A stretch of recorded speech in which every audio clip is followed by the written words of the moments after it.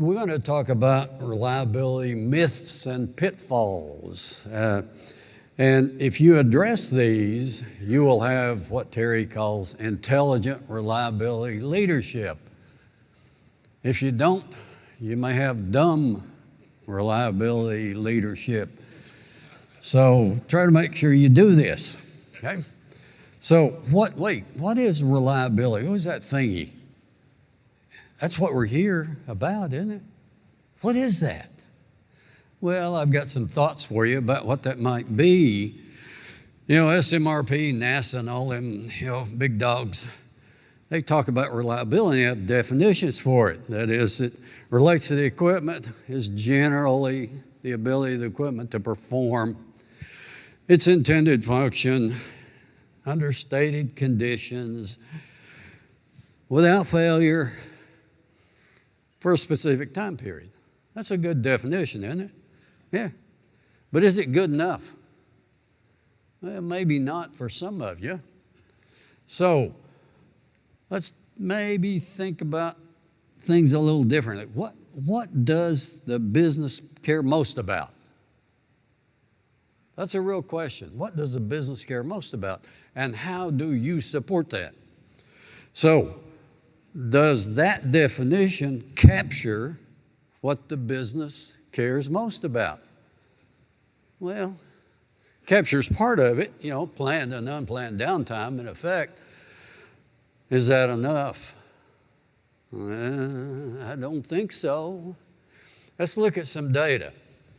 Now, this is a production plant, okay? In a production plant, what you typically find is that about 2/3 of the production losses have nothing to do with equipment. It's things like process product changeovers, short stops, operator no-shows. The list is long. Then you got the 1/3 that is equipment related. Well, what you find if you go look, in about 90% of the cases, is about 2/3 of that maintenance doesn't control. It's because of poor design or poor operating practices. So from a production standpoint, y'all control about 10% of your losses.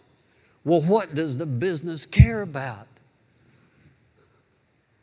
That's not a hard question. So how do we work together collaboratively across functional boundaries to make sure we address the issues, the defects, and the problems that the business cares the most about? So I want to give you a new definition in a production plant, and then I've got some others for y'all that aren't in production plants. It's the ability of a plant to deliver the maximum in quality product on time, in full, at the lowest sustainable cost. And I think that OEE, overall equipment effectiveness, is the best measure in a production plant for reliability because it captures all those losses that the business cares about. Now, the focus here is not whether you got 50% or 90%. The focus is on managing the losses. I don't care what it is. If you're managing the losses, it'll be what it's supposed to be. Maybe you're not in a production plant. Well, what does the business care the most about? Define ideal. Define the measures that characterize ideal. Then measure and manage those losses. So here's some examples. Maybe you're in a data center. Well, power utilization efficiency matters. And availability, 100.000%. Maybe you're in a power station. Equivalent forced outage rate is real important to you. And maybe thermal efficiency. Maybe you're in a cold storage facility. Well, having it full, your throughput rate and energy costs. Maybe you're in a smelter, current efficiency, metal purity, energy. Yeah. Again, and whatever you're in, define ideal, define the measures that assure that you're aspiring to that level, and then manage the losses. Okay? So, equipment reliability will always be a part of that, but it's not all of it. So, all right. So the first myth is that focusing on equipment reliability will give you operational or process reliability. It'll help for sure, and you got to do it, but it's not everything you need to be focused on. But, okay, let's assume that it will if, right, we put in a CMMS. Everybody's got one, right? With a complete asset registry, criticality analysis, PMs, maintenance plans, calibration plans, OEM manuals, drawings, and CMMS linked to stores and spare parts and cost accounting, all that wonderful stuff. Prioritization process. Y'all have that? Okay.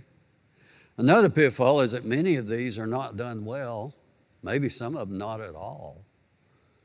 So now you got to do it. Of course you do. But I also must install comprehensive condition monitoring. Have to. Most failure modes are random, so vibration, oil, infrared, ultrasound, others, operators, looking at process and equipment condition, and appropriate inspections. You got to do that too. All linked to the CMMS. So as with, I got to go backwards. As with the CMMS, many of these are not done well. Some of them maybe not at all. Well, but if they all are, the following will occur. Planning will improve, scheduling improves, efficiency improves, stores can be minimized, costs will come down, yay. Asset availability goes up, reliability will improve, and everyone's going to be happy. Are y'all happy? You look happy. Yeah, some of you aren't, but okay. Well, get happy for at least a few minutes, Well, maybe not. Have you considered the reliability process? See, lots and lots of defects are coming in from where?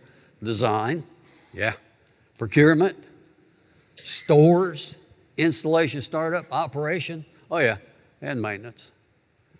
But you're on the tail end of this dog, and there's all these defects coming to you, so you're doing all that other stuff to try to manage the defects. How's that going to work? I don't know.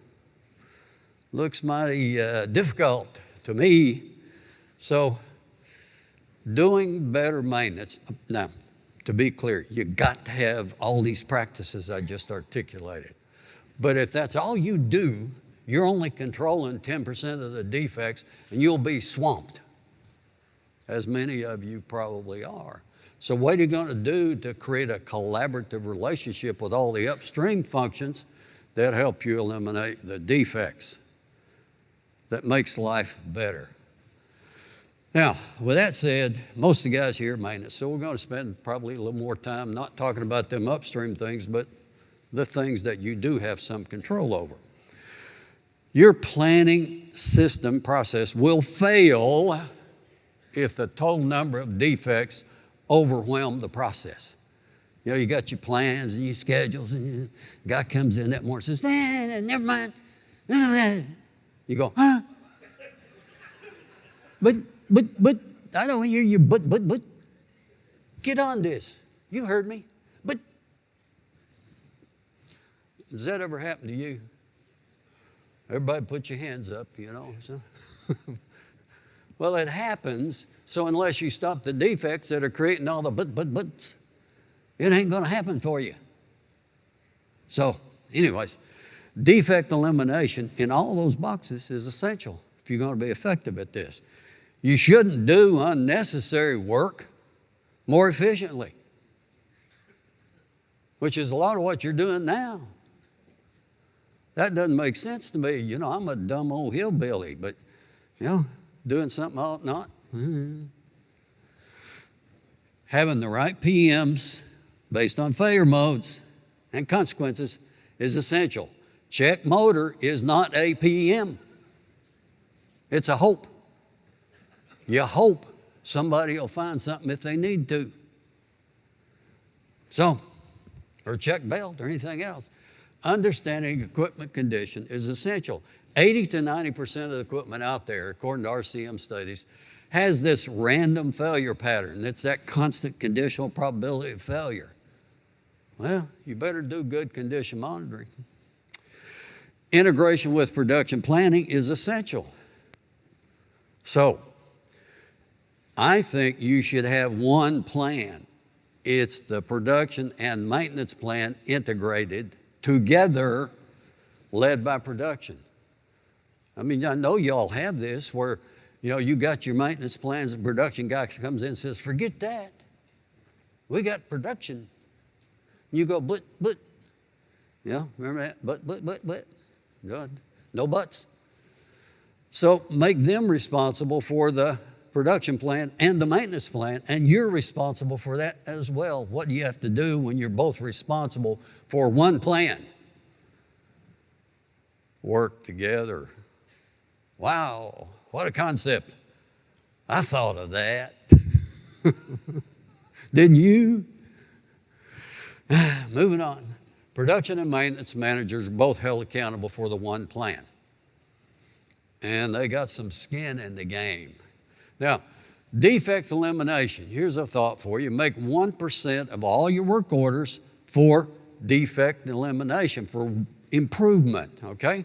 If you do that, according to the studies, 37% of your defects will be gone in 3 years. Now, 1%, that's not a lot, right? What's 1% of 1,000? Did y'all go to school when you were young? 10. What? 10 over a year, that's 120. That's 360 over a year. Man, that's a lot. Do that. Collaborate across functional boundaries. Use PM basic care condition monitoring, drive planning. One company focused on defect elimination. They didn't pay much attention to planning and scheduling. Within 3 years, their schedule conformance went from 60% to 90% because they eliminated the work that they otherwise would have had to do that was holding them back at 60. So, y'all paying attention? You better be. They eliminated the unplannable work, the defects. Do you have adequate staffing and training? You need about one planner for every 15, 20 people. They make the work of the 15 people more productive. So if you don't have that, what's wrong with you? I can give you examples. Adequate skills and training. Oh, you're a planner now. I am. What does that mean? Well, here, I'll show you some stuff. Now you're a planner. That ain't enough. Validate competency. In some systems, only about 10 to 20% of the capability of that system is used. Well, dang, that seems like a big loss of resource to me. Now, let's talk about vendor PMs. Are they correct? Here's a study done by Steve Turner over in Australia. He said about a third of them are spot on, which means what? Come on, do the math. 2/3 of them aren't. You could delete some of them, extend the interval, shorten the interval, add some. Nothing wrong with vendor PMs. You ought to look at them. But their objective is to do what? We'll sell you more stuff, which would be your objective too. And they also don't know your operating context, so that has to be taken into account when you make these decisions. So, other pitfalls, tool time. Y'all measure tool time? Let's see your hands. Tool time? Yeah. Wrench time? Wrench time? Okay. I'm using a British phrase, sorry. Y'all British out there, you'd know tool time. Anyways, should you measure it? Executives want you to measure it because they want to know if people are working. Well, don't measure it if you're going to use it as a club to beat people. They don't like to be beat. Do measure it. Of course you should, if you're going to use it to eliminate the obstacles that's getting the work done. If they see you doing that, they'll want to help you. If they see you using it as a club, They will hide. They'll obfuscate. Methods, DILO, day in the life of, that's my favorite. You walk around with him, you find out where the obstacles are. Or work sampling, my least favorite. One more point. Schedule 100% of the workforce available. Don't hold back 20 to 30% in reserve, as some of you I know do. Oh, shoot, we might not. Stuff happens. We got to hold these back. We can't schedule them. That's not a good idea, guys. And I know some may be going, oh, well, wait a minute. Yeah, okay. Do allow for breaks to the schedule. Okay, I'm going to schedule 100%, but if you really have a break in the schedule, I'm going to let you make that break. You'll get more work done because people are expecting to do more work. You'll make better decisions about what breaks the schedule. You'll be much more productive. But now, don't expect to be able to achieve that 100%. You're not going to, that's an aspirational goal that's helping you drive your productivity and get people engaged. That's the thing you want. Reward incremental improvement. Really strongly recommend you do this. I swear to you it'll work. To address all this, you must have good leadership, active sponsorship, active engagement, much the same as this for safety, alignment and teamwork across the organization. Shop floor engagement. To me, it's just crazy how some people behave. If you want to understand the problems with the work, talk to the workers. I mean, how simple, straightforward is that? Golly. And yet some people go, I want this and I want it now. And the guy on the floor is thinking, that ain't going to work. But I want it. What? Okay. Talk to the guys doing the work. Right? You said that earlier. That's just a simple, people do want to, culture change. People do want to change if given a compelling reason, if there's something in it for them, and if they participate in creating the changes so they have a sense of purpose, control, ownership. You got to have that. All right, one last thing. If you load lots of IoT, AI, Industry 4.0, 5.0 is being talked about now, whatever the hell that is, without having the basics in place, you will add more confusion and complexity. So yeah, those are all great tools, but get the basics right first. Summary, it's all good stuff. I quit. Thank you.